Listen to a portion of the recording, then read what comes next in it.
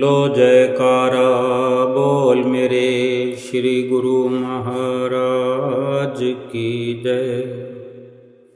सभी गुरुमुख प्रेमियों से सब प्रेम, जय सच्चिदानंद। गुरुमुख प्रेमियों, वक्त के भी अजीब किस्से हैं, अजीब दास्तान है वक्त की। ये वक्त किसी का कटता नहीं है और किसी के पास ये वक्त होता नहीं है। गुरुमुखों, वक्त दिखाई तो नहीं देता, वक्त को किसी ने नहीं देखा। जैसे आत्मा को आसानी से नहीं देखा जा सकता, आत्मा निकलती है, प्रवेश करती है, आत्मा दुखी है, ये सब हम सुनते हैं। लेकिन आत्मा को देखना आसान नहीं है। बेशक आत्मा को देखने का प्रयास हर इंसान कर रहा हो, ऐसे ही वक्त खराब आ गया, वक्त अच्छा हो गया, ये वक्त की बात है। वक्त से पहले कर लो, कहीं वक्त निकल ना जाए। इस प्रकार वक्त के अनेकों किस्से सुनते रहते हैं। एक वक्त की बात है, पुराने वक्त की बात है, लेकिन वक्त दिखाई नहीं देता, पर वक्त दिखाता बहुत कुछ है हमें। हम जो देखते हैं वो वक्त ही दिखाता है। कहते हैं ना, वक्त वक्त की बात है। तो आज जो वक्त हमारे हाथ में है, जो वक्त हम इस वक्त इस श्वास के साथ व्यतीत हो रहे कर रहे हैं, जैसे ये श्वास पूरा हो रहा है, श्वास के साथ वक्त भी जा रहा है। बेशक ना दिखता हो, लेकिन बहुत कुछ दिखाता है वक्त। हवा भी तो दिखाई नहीं देती, हवा है लेकिन हवा दिखाई नहीं देती, वक्त है लेकिन दिखाई नहीं देता। ये महसूस करने के अपने विचार होते हैं कि कैसे महसूस किया जाए, कैसे समझा जाए।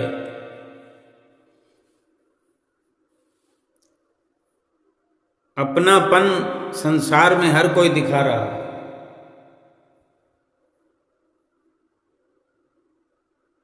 और हम संसार के भीतर रह रहे हैं, जाने किस किस को अपना बनाए बैठे हैं। जरा फिर से विचार करने की ज़रूरत है कि हम जिसे अपना बनाए बैठे हैं, जिसे अपना समझे बैठे हैं, अपना मान लिया है, अपना सब कुछ जिनको सौंप दिया है, क्या वो अपने हैं भी? अपनापन हर कोई दिखाता होगा, लेकिन अपना कौन है ये भी वक्त दिखाता है। वक्त आने पर ये हम जान पाते हैं, जान ही जाते हैं कि जिसको हमने अपना माना, अपना समझा, वो अपना हुआ कि नहीं। वक्त कब आएगा अपना और बेगाना समझाने के लिए, दिखाने के लिए? लेकिन वक्त के महापुरुष वक्त से पहले ही अपने और बेगाने की पहचान कराते हैं। अपना कौन है, बेगाना कौन है, ये पूरी एक लिस्ट कहें, पूरी कहानी कहें, ये सब खोल के बताते हैं। महापुरुष जो बार बार भक्ति कर ले, बंदे आ तो भक्ति कर ले, लेकिन विरले बंदे, विरले इंसान भक्ति करते हैं।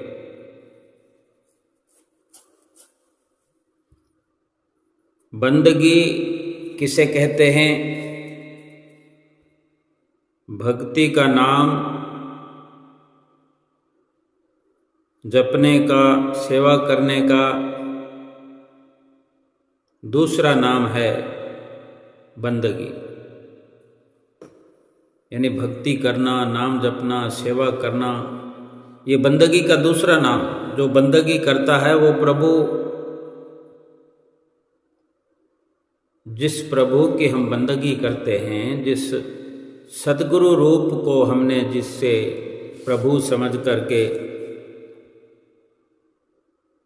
बंदगी की शुरुआत की है, भक्ति कर रहे हैं, नाम जप कर रहे हैं, सेवा कर रहे हैं, दर्शन कर रहे हैं, सत्संग कर रहे हैं,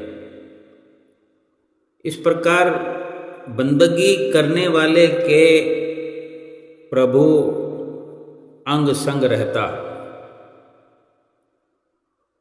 बंदगी एक फसल है। जैसे खेत में, जमीन में पहले बीज बोया जाता है और फिर फसल काटी जाती है। भजन बंदगी भी इसी प्रकार से फसल के रूप में जब लहलहाने लगती है तो भजन बंदगी का लाभ हमें वक्त दिखाता है। लेकिन ये सद्गुरु हैं जो वक्त पर बंदगी का बीज बोने का मार्गदर्शन करते हैं।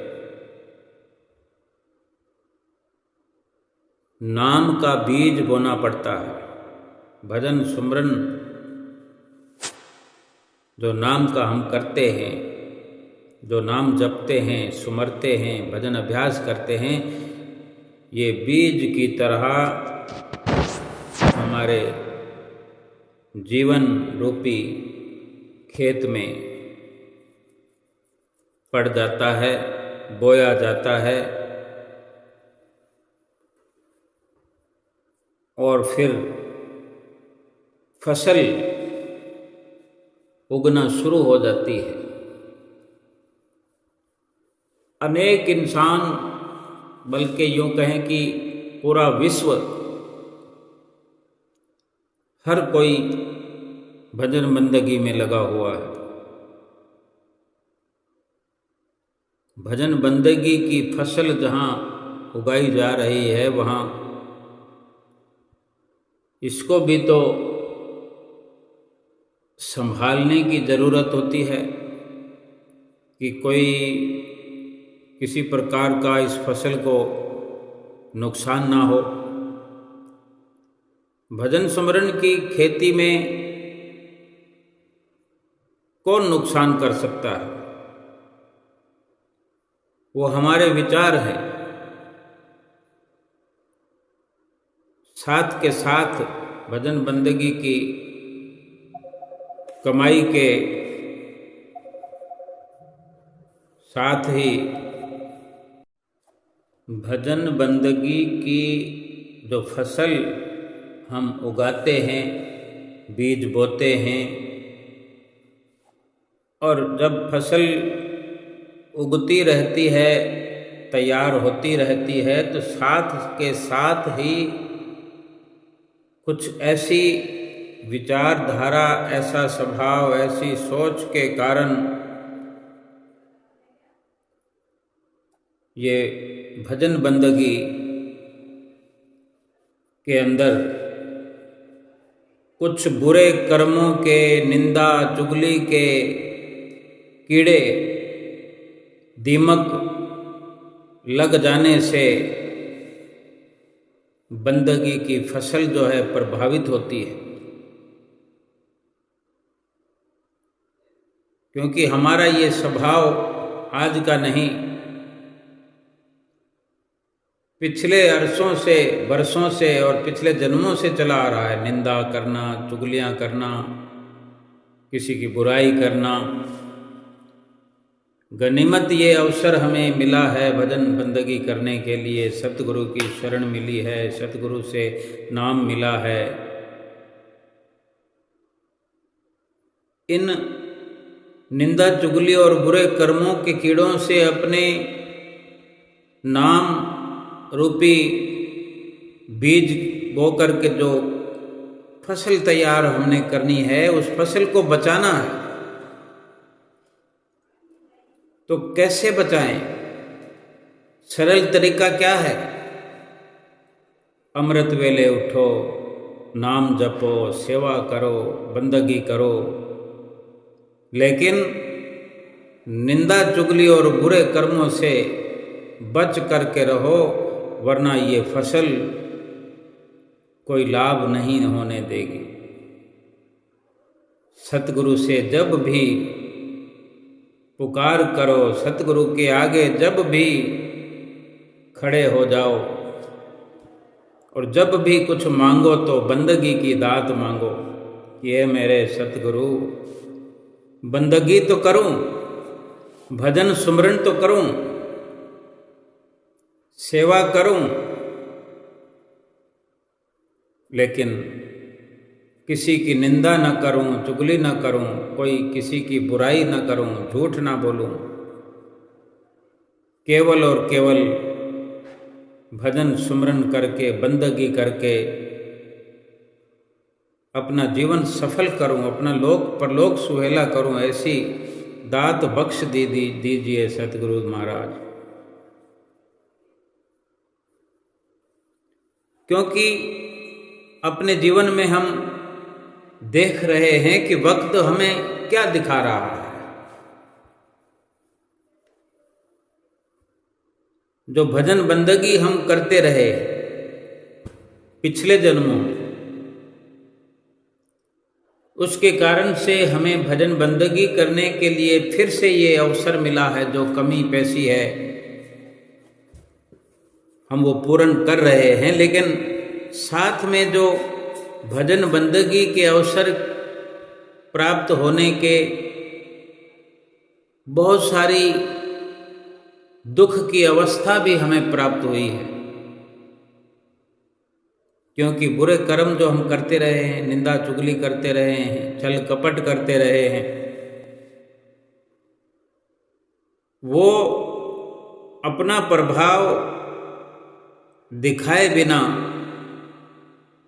नहीं रहते। जहाँ सुख मिलता है वहाँ दुख भी साथ आ जाता है। आज जो वक्त हमारे पास है, इस वक्त में अपने होश को संभालते हुए हर पल ये प्रयास करें कि भजन बंदगी के साथ ये निंदा चुगली बुरे कर्म हमसे ना हो। हम कोई वक्त ऐसा रखे ही नहीं, यानी किसी प्रकार से किसी वक्त में भी हमसे ऐसा बुरा कर्म होवे ही नहीं। उसका भी यह सरल रास्ता है कि हम भजन सुमरन से, आरती पूजा से, सत्संग से, सेवा से खाली ही न रहे। क्योंकि हम चाहे भजन सुमरन करते हैं तो भी बुरे विचार आते हैं, किसी के प्रति द्वेष भावनाएं जागृत होती रहती है, विचार उठते रहते हैं।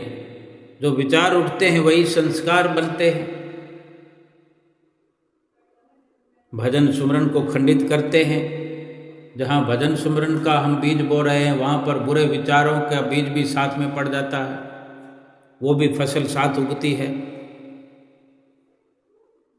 हर वक्त सजग रहें, होशियार रहें कि जब सेवा करते हैं तो भी ये अवसर हमें प्राप्त हो सकता है निंदा चुगली का।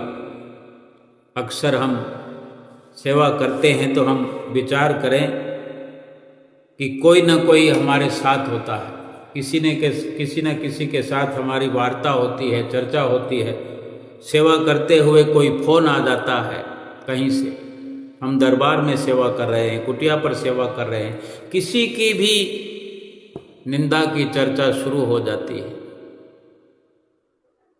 इस प्रकार संसार के कार्य व्यवहार करते हुए, घर गृहस्थी में प्रेम प्यार करते हुए, रुपया पैसा कमाते हुए भजन सुमरन के विचार क्यों नहीं आते? भजन सुमरन करते हुए ही ये बुरे विचार, निंदा चुगली के ख्याल क्यों आते हैं? क्योंकि अधिकतर हम उन्हीं कामों में वक्त लगाते हैं। हमारा वक्त अधिकतर निंदा चुगली में व्यतीत होता है। भजन बंदगी तो नाम मात्र की होती है, लेकिन इसी प्रकार हम बिल्कुल उलट हो जाएं, अपनी कार्यवाही को उलट कर दें कि निंदा चुगली तो नाम मात्र की रह जाए। भजन सुमरन में, सेवा में, सत्संग में अधिक से अधिक समय लगाने की कोशिश करें तो मात्र थोड़ा समय ही बुरे कामों के लिए बचेगा, लेकिन उसमें भी फिर भजन बंदगी वाला असर ऐसा गहरा जाएगा, ऐसा गहरा असर रहेगा कि वो निंदा चुगली हमें अच्छी नहीं लगेगी, उसका बिल्कुल त्याग हम कर देंगे। अमृत वेले उठकर सुमरन करें। जब सारी दुनिया में सन्नाटा होता है, सारी दुनिया नींद में सोई हुई, सभी प्रकार से शांत वातावरण जिसमें सुमरन करने का अलभ्य लाभ प्राप्त होता है,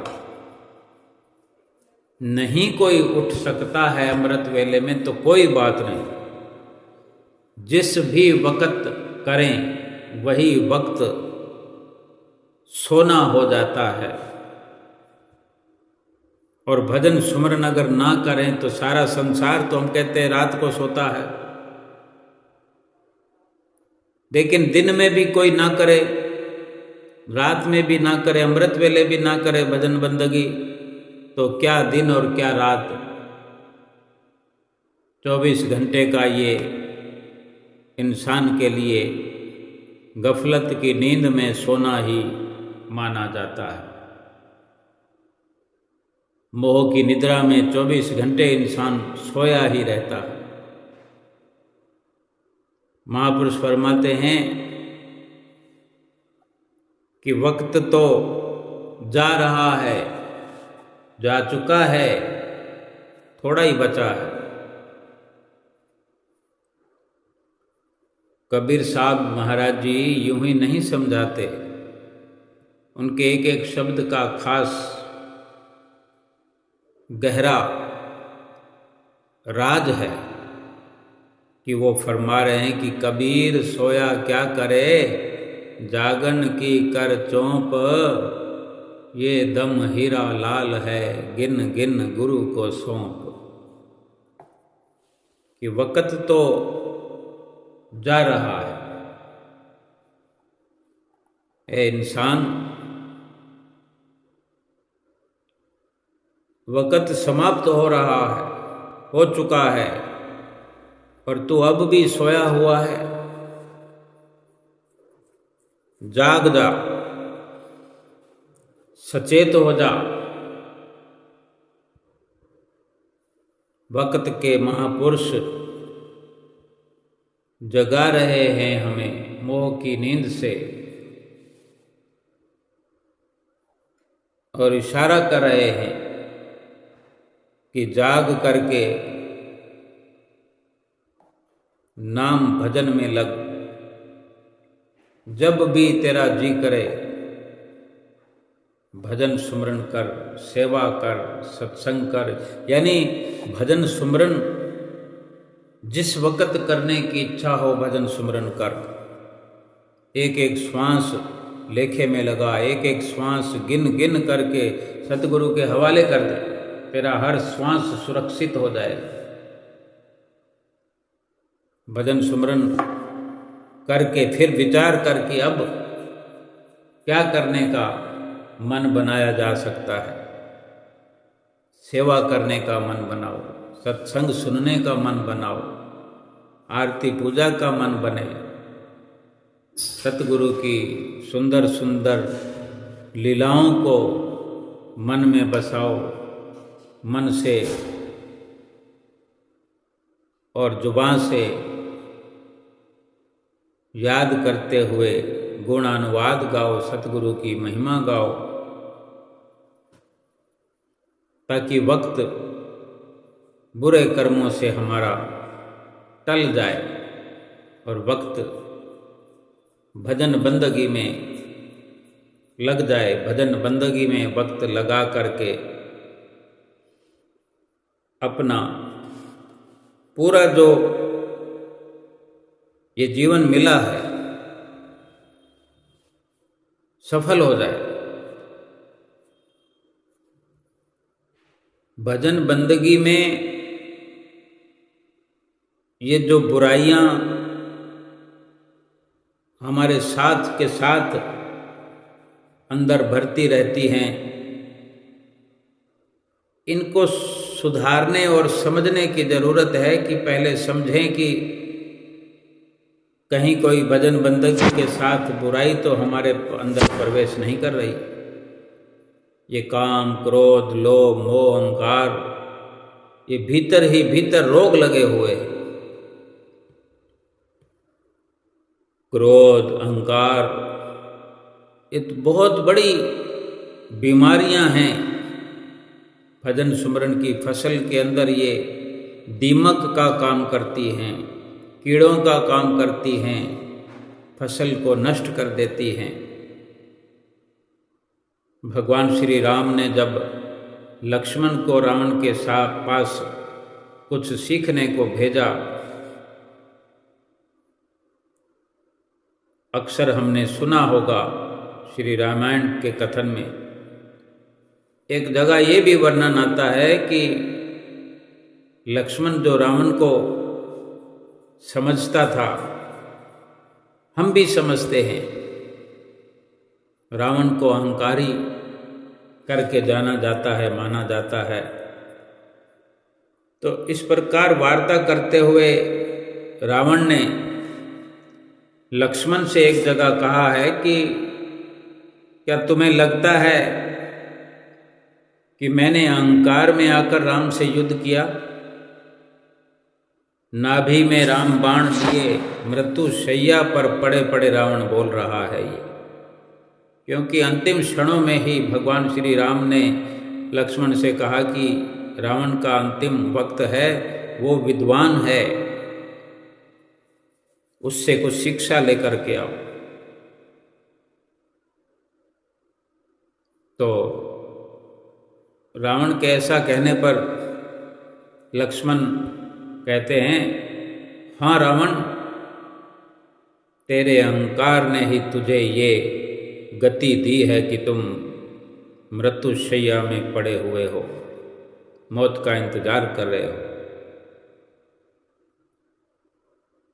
लक्ष्मण आगे कहते हैं कि वो तो भैया ने मुझे आदेश दिया कि तुझसे ज्ञान प्राप्त करूं मैं आके, जो मैं आया हूं तुम्हारे पास, वरना मैं तुम्हारे अंतिम समय भी, इस वक्त भी मैं तुम्हारे पास नहीं आता। लक्ष्मण ने अपने जगत प्रसिद्ध क्रोध के साथ ये जवाब दिया, क्योंकि लक्ष्मण का क्रोध मशहूर है। तब लक्ष्मण का ये विचार सुनकर, जवाब सुनकर रावण ने हंसते हुए कहा कि जिसने 9 ग्रहों को अपने वश में कर रखा था, जिसने 1000 वर्ष तक इस धरती पर आकाश और पाताल पर राज किया, और जिसने श्री हरि विष्णु को अवतार लेने पर मजबूर कर दिया, वो रावण अहंकारी है, तो क्या मेरे पुत्र इंद्रजीत के नागपाश से हारा हुआ व्यक्ति अगर अहंकार करे तो क्या शोभा देता है?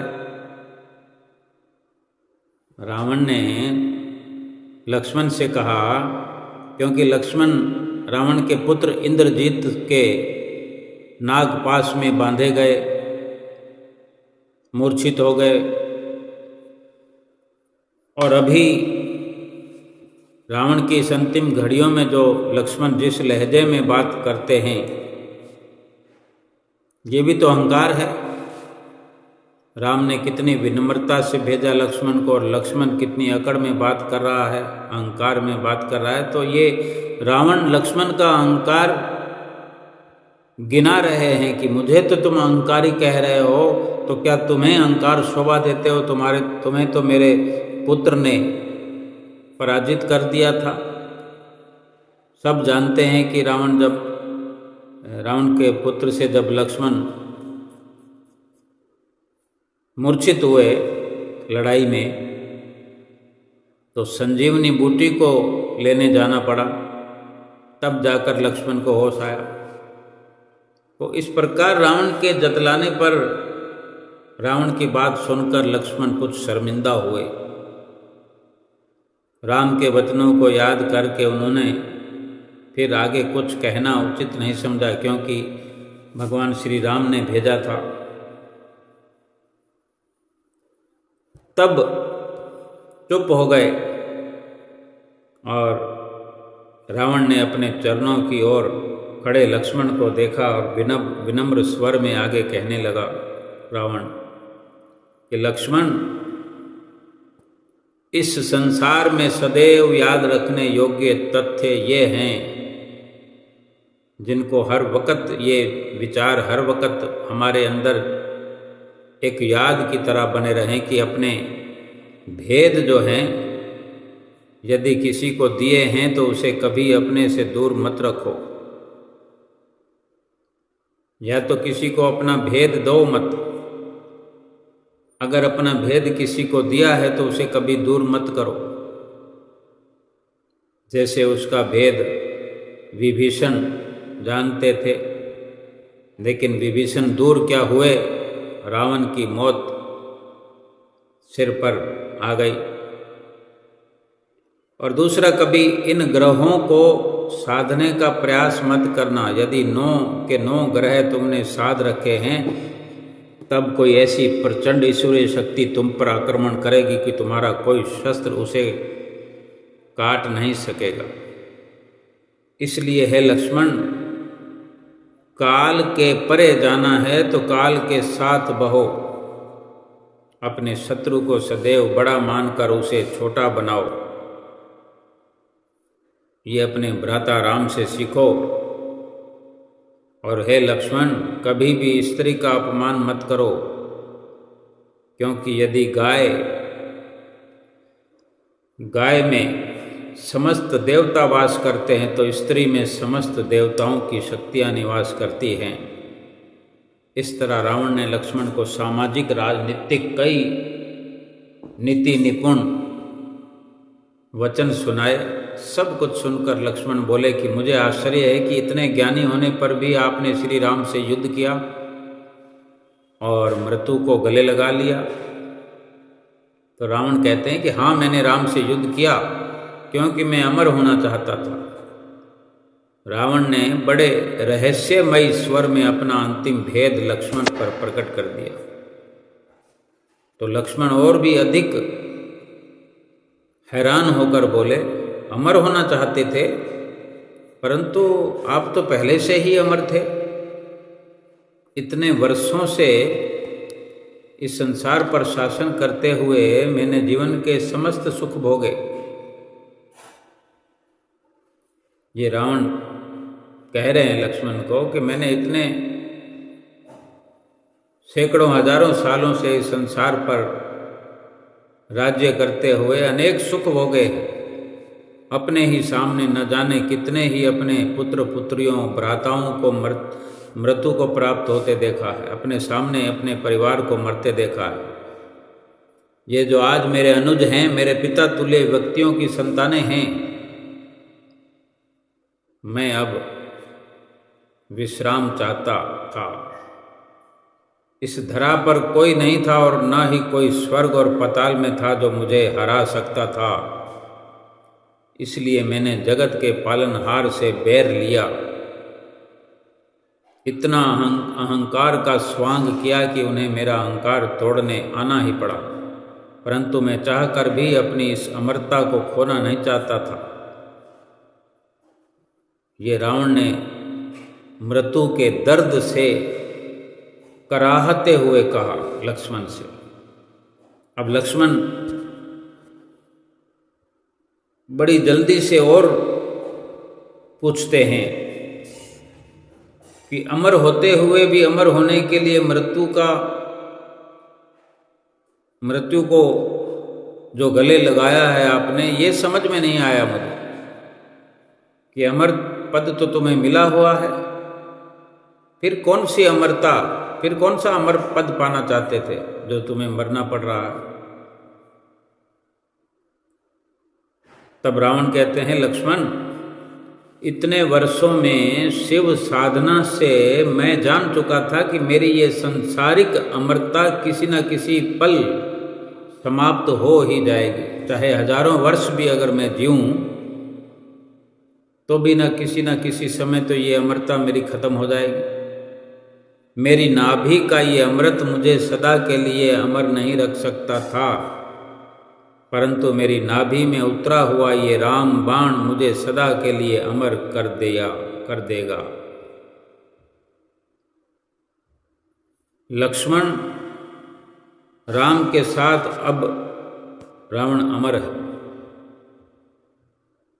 ये रावण लक्ष्मण से कह रहे हैं, लक्ष्मण अब रावण जो है, रावण से बाण खा करके, रावण का जो बाण मुझे लगा है मेरी नाभि में, अब ये रावण जो है राम के साथ अमर हो गया है। क्योंकि राम की चर्चा रावण के बिना कभी पूरी नहीं हो सकती। और ऐसा करके मैंने विभीषण को दिए अपने भेद के प्रकट होने के भय से भी मुक्ति प्राप्त कर ली। अब मैं अमर हूँ, अब मेरा कोई भेद ही नहीं है। बस यही भेद था जो विभीषण को दिया और ये खुल गया। राम ने बाण चला दिया मेरे पे, मैं अब इस भेद से मुक्त हो गया हूँ। ये अमृत लिए हुए अब विश्राम अवस्था में मैं चला जाऊंगा, जो राम ने मुझे अमर पद दिया है। रावण ने बड़े ही अत्यंत सुखपूर्वक ये वचन कहे। तो लक्ष्मण ने उसको प्रणाम करते हुए कहा कि हे महाज्ञानी, अब तो आपको सर्वोच्च विश्राम अर्थात मोक्ष प्राप्त होगा। आप श्री हरि के हाथों पुरस्कृत हुए हैं, आपको उपहार मिला है, भगवान के हाथों आप प्राण त्याग रहे हैं। तो फिर रावण ठहाका लगाकर हंसते हैं और लक्ष्मण से कहते हैं, लक्ष्मण जानते हो मेरे अंतिम समय में राम ने मेरे अनुज विभीषण को ना भेजकर अपने अनुज को मेरे समीप क्यों भेजा है? इसी में ये रहस्य छुपा है कि मुझे कभी मोक्ष प्राप्त नहीं होगा। विभीषण अपना पश्चाताप न कर सका, उस पर मेरी मृत्यु का ऋण है। जब तक इस संसार में ये कहावत घर का भेदी लंका ढाए ये रहेगी, तब तक इस रावण को मोक्ष नहीं मिलेगा। अर्थात घरों में जब तक आपसी फूट रहेगी, अहंकार को कभी मोक्ष नहीं मिलेगा। रावण संभवतः अपना ये अंतिम आखिरी मजाक कर रहा हो जैसे राम लक्ष्मण के साथ, क्योंकि जीवन भर यही तो किया। हमें इस संदेश से, इस शीर्षक से ये समझना है, ये समझना चाहिए, समझ जाना चाहिए कि रावण जैसे महाज्ञानी विद्वानी, ऐसे विद्वान ने चाहे अहंकार का ढोंग रचा, हमें अधिक गहराई में जाने की जरूरत नहीं है। ऊपर ऊपर से बात को समझने की जरूरत है कि रावण ने जो समझाया कि क्या जीवन के अंदर श्रेष्ठता है, कि किस प्रकार हर किसी का सम्मान करना चाहिए, अपने दुश्मन को भी बड़ा जान करके छोटा करना चाहिए। भगवान श्री राम ने मर्यादा में रहकर ये युद्ध किया, दुश्मन को बड़ा जान करके छोटे छोटे पद चिन्हों से वानर सेना के जरिए ही रावण की इतनी भयंकर बलशाली सेना को हरा दिया।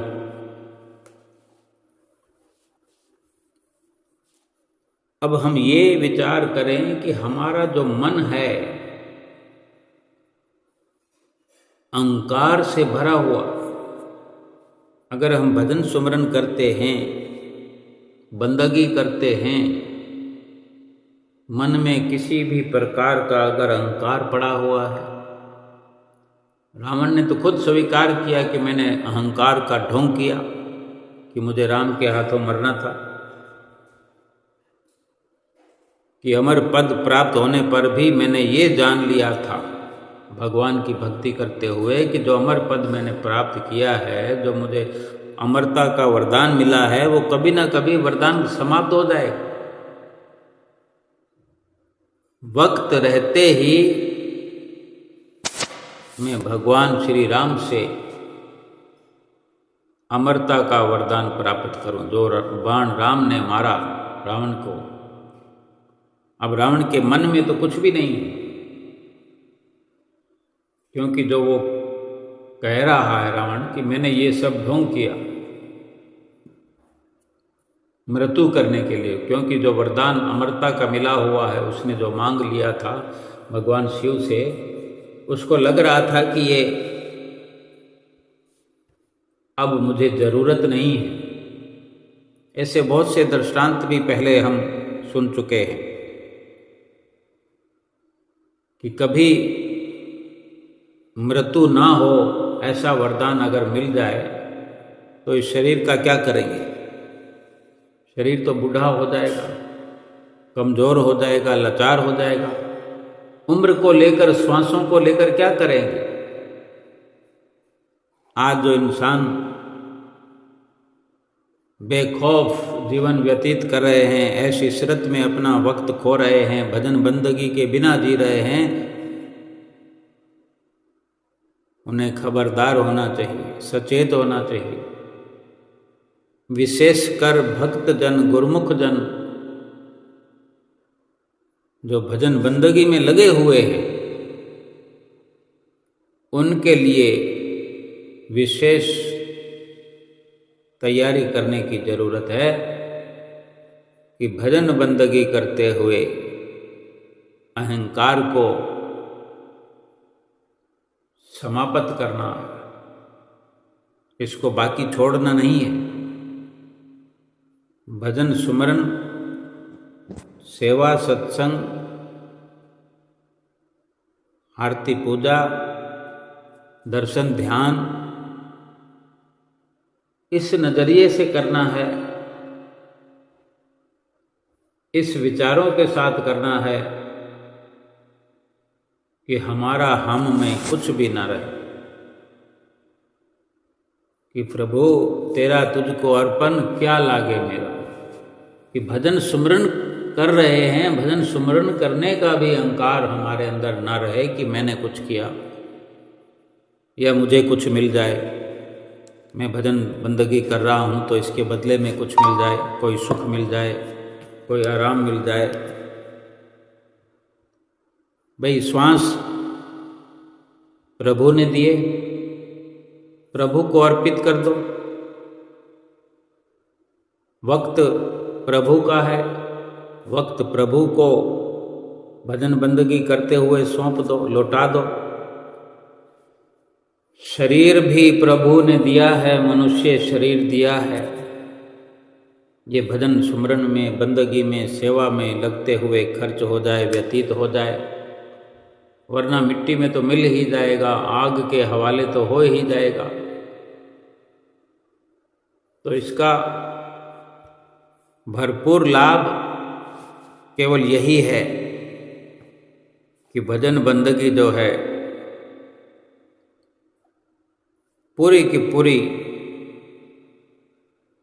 फसल भजन बंदगी की हमारे लिए, अपने लिए हम स्वतंत्रता से तैयार कर सकें। किसी प्रकार का न काम, न क्रोध, न लोभ, न मोह, न अहंकार, न कोई बेईमानी, न झूठ, न कपट। कितना भी हम श्रेष्ठता से जीवन व्यतीत करते हों, लेकिन ये मन की कुचालें जो हमारे भीतर लगी रहती है, बहुत अच्छे होने पर भी हम थोड़ी सी भी जहाँ लापरवाही करते हैं तो कोई ना कोई फसल के अंदर बुरा कीड़ा लग जाता है, कोई घास उग जाती है, कोई जंतु वहाँ पैदा हो जाते हैं जो फसल को काटते रहते हैं।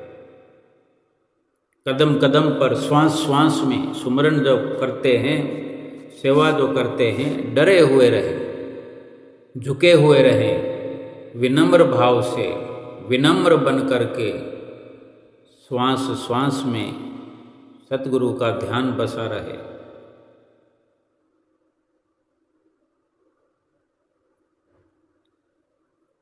ये जीवन का चक्र जो है कमाल का है।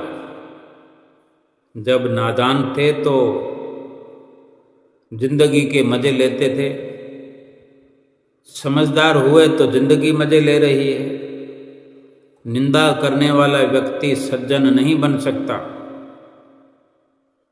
चुगली करने वाला, बुराई करने वाला कोई भी सज्जन नहीं कहला सकता। देखा जाए तो बुद्धि सबके पास है। कुटिलता करना या ईमानदारी ये अपने संस्कारों पर निर्भर करता है।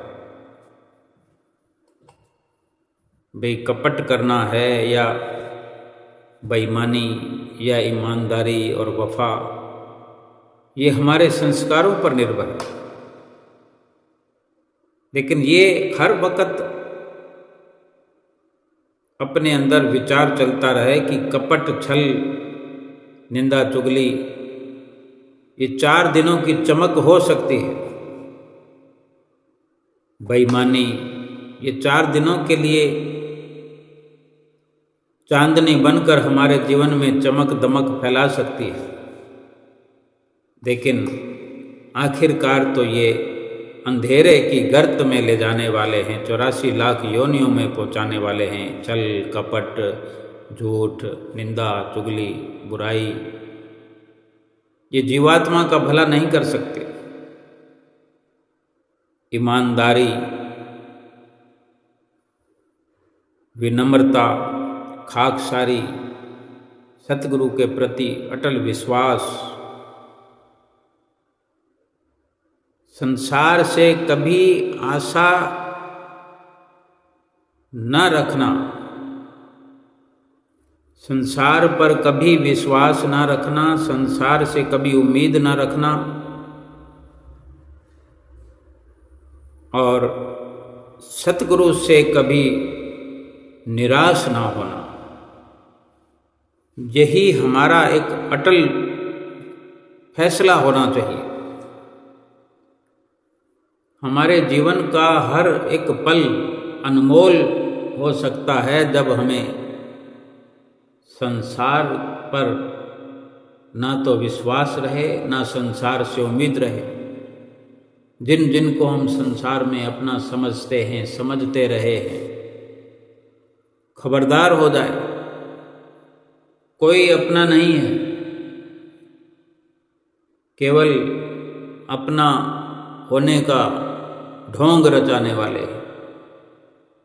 अपना बनने का और अपना बनाने का एक अभिनय हो रहा है। वक्त ज़रूरत, वक्त मुसीबत में कोई भी अपना बन के नहीं उभरेगा, हमारे समक्ष नहीं आएगा। सब के सब साथ छोड़ जाने वाले हैं।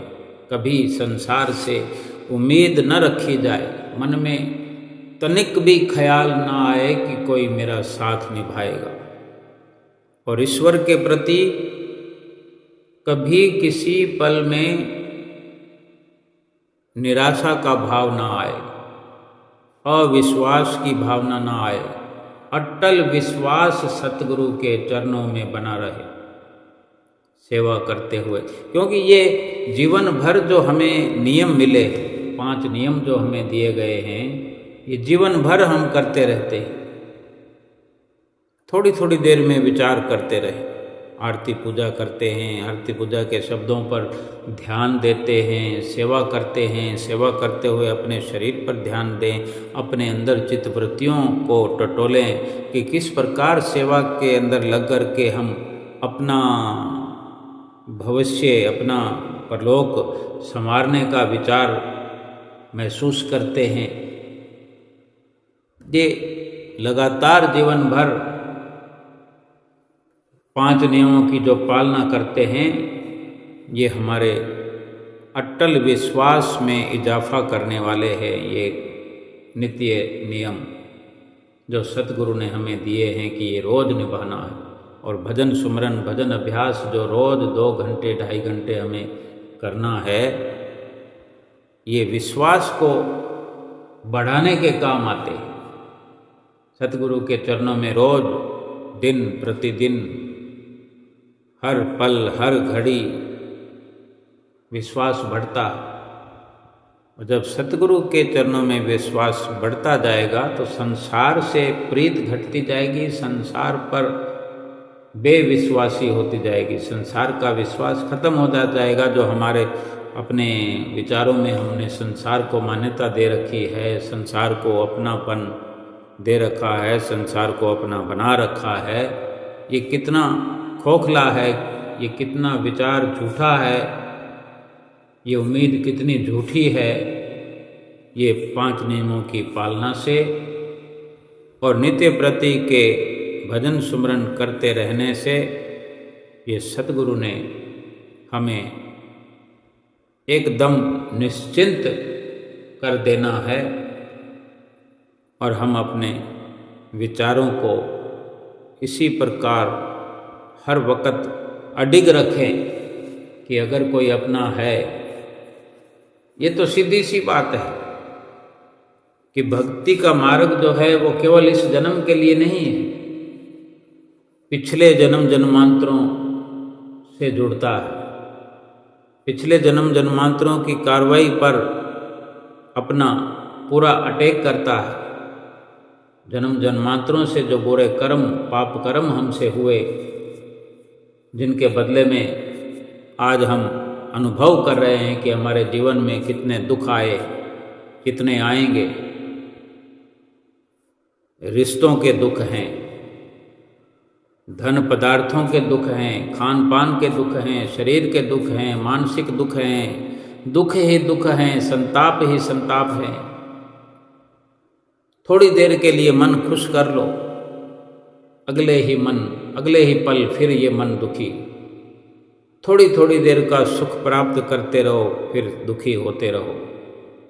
ये सतगुरु ने जो हमें अपनाया है, वास्तव में सतगुरु ही अपने हैं इस संसार में, जो अपना अपनत्व जनाते हैं और हर पल हर घड़ी हमें हर दुख की अवस्था में, हर मुश्किल के दौर में हमारे सामने खड़े नजर आते हैं। सतगुरु को अपना बनाना है और अपना लोक परलोक सुहेला करना है। बोलो जयकारा बोल मेरे श्री गुरु महाराज की जय।